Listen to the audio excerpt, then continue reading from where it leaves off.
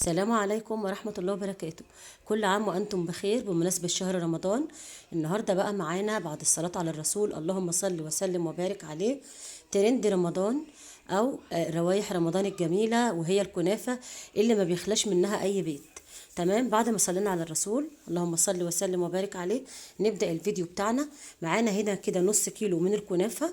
تمام، الكنافة دي متلجة كويس قوي، بعد كده بطلعها وهي متلجة قبل ما تفك، وابدأ افرتكها ناعم زي ما انتم شايفين كده وافككها ناعم. الكنافة دي ليها نص كوباية سمنة وثلاث معالق كبار سكر بودرة. حابة تستغنى عن السكر البودرة تمام براحتك. كده كده هنحط لها سيرب. معانا هنا كمان يا جماعة. طبعا عايزة اقولك ان الكنافة ديت بتجيبيها قبلها بيوم وتحطها في الفريزر. تمام، معانا هنا بقى كده. معانا هنا كده مانجا بيوريه، طبعا لازم تكون ساقعة جدا. هنضربها بالهاند بلندر شوية كده وهنعمها خالص. معانا كمان هنا باكو جيلي فراولة، ده المتوفر عندي. بس احنا عايزين طبعا في الوصفة دي عشان هي كنافة بالمانجا عايزين جيلي مانجا. المتوفر عندك مشي نفسك بيه. هنا كده ده سكر بودرة هناخد منه حسب احتياجاتنا، والباقي هنشيله. معانا هنا مج الا ربع كريم شانتيه خام يا جماعة مش محلى.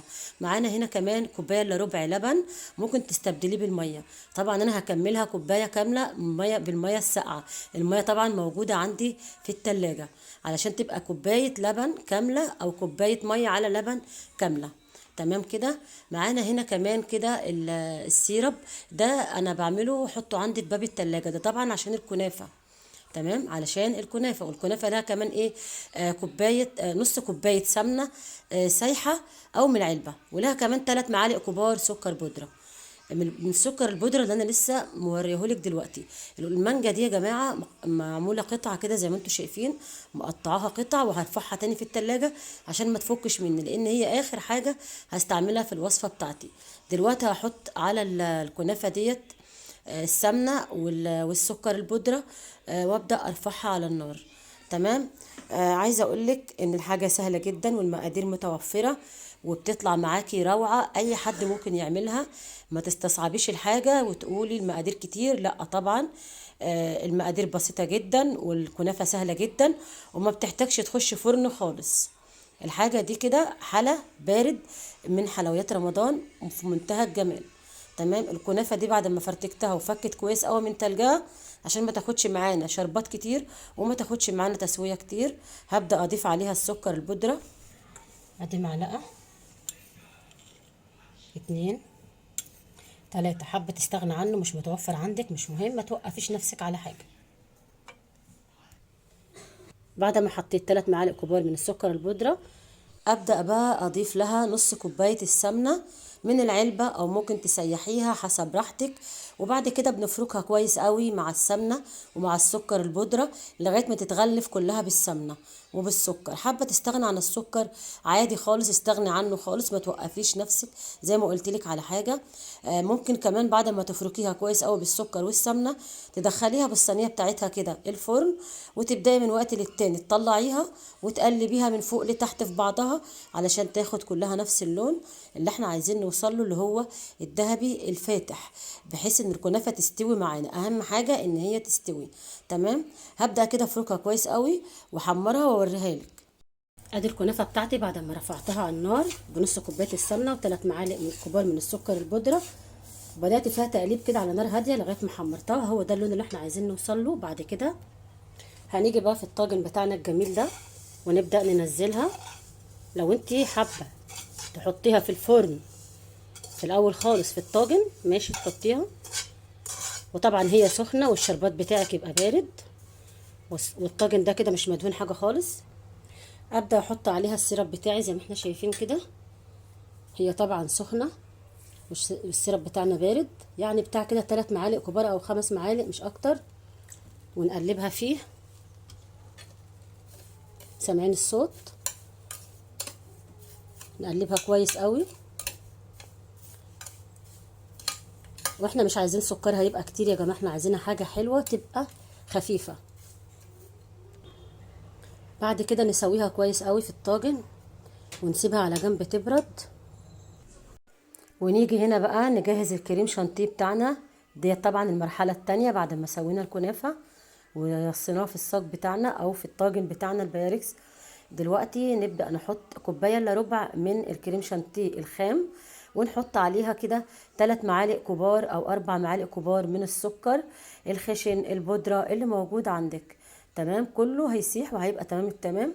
ونبدأ نضيف كمان كده حوالي 4 أو 3 معالق كبار من المانجا البيوري بتاعتنا اللي احنا قلناها في المقادير، والسكر البودرة طبعا قلناه في المقادير. والبقية المانجا بنخليها على جنب عشان هنحتاجها.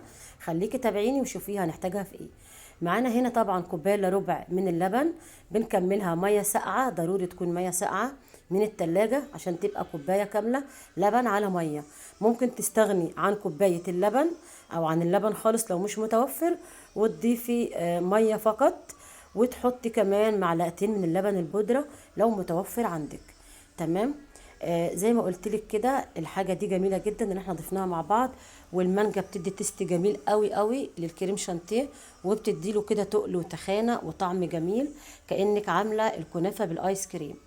تمام. نبدا بقى بالمضرب بتاعنا الاول، نمشي الحاجه بتاعتنا كده الاول علشان ما تتبعترش معانا وتبهدل الدنيا.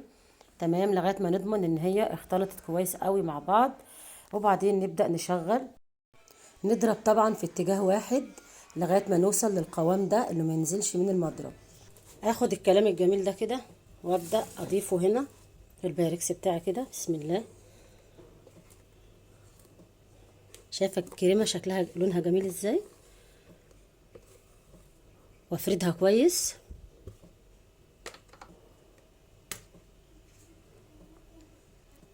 خلاص كده حطينا الكريمه. المانجا بتاعتنا بقى المكعبات دي نفضل كده نرصها كده ونظبطها. طبعا هي متلجه.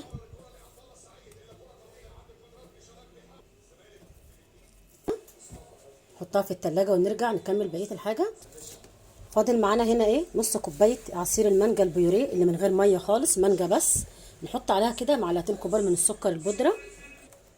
انا هحولها في حاجه تانية علشان دي مش مضمونه، دي مش مضمونه ممكن تتكسر مني، عشان نضربها كويس بالمضرب. واضيف لها كمان باكو جيلي الفراوله. هتقولي لي جيلي فراوله واحنا بنعمل كنافه بالمانجا؟ يا على جمالها بقى مع المانجا، جربيها بس. ولو انت حابه تجيبي باكو جيلي المانجا برضو يبقى حلو، بس انت جربي تست المانجا مع الفراوله، الريحه وطعم. اضيف بقى للكلام ده كله نص كوبايه من الميه المغليه. هتقولي لي ميه مغليه مع المانجا ومع اه طبعا، امال هنفك الجيلي ده بايه؟ وهو ده اللي هيمسك لنا الكلام ده كله. هضربهم بقى بالمضرب، هضرب فيه كده لغايه ما احس ان الجيلي ده تماما مع المانجا واختلطوا الاتنين مع بعض لمده دقيقتين.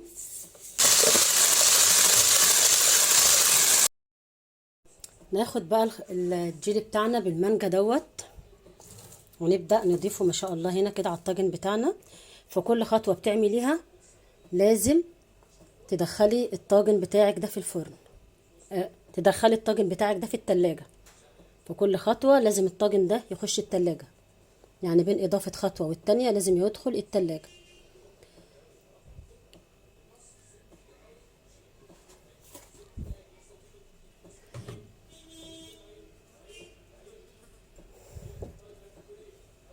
تخيلي بقى الطعم عامل ازاي، ومنظر الطاجن من بره ازاي، الله اكبر عليه. زي ما احنا شايفين.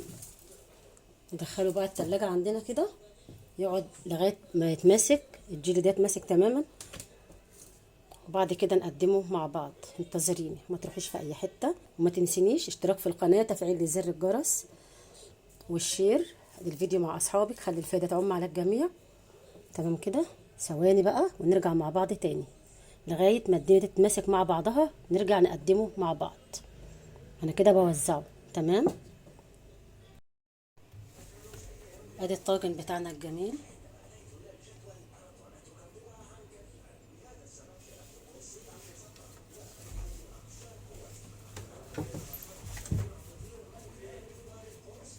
يلا بينا بقى نقطعه مع بعض. قطعه.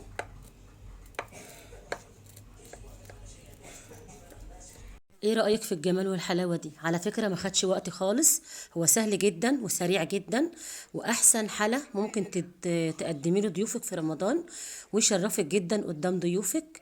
تمام، وعيالك كمان يحبوه يعشقوه. على فكرة بتجيبيه من بره غالي قوي قوي بمبلغ وقدره، ومش بالحلاوة والجمال ده طبعا. يطلع من ايديك احسن واحسن.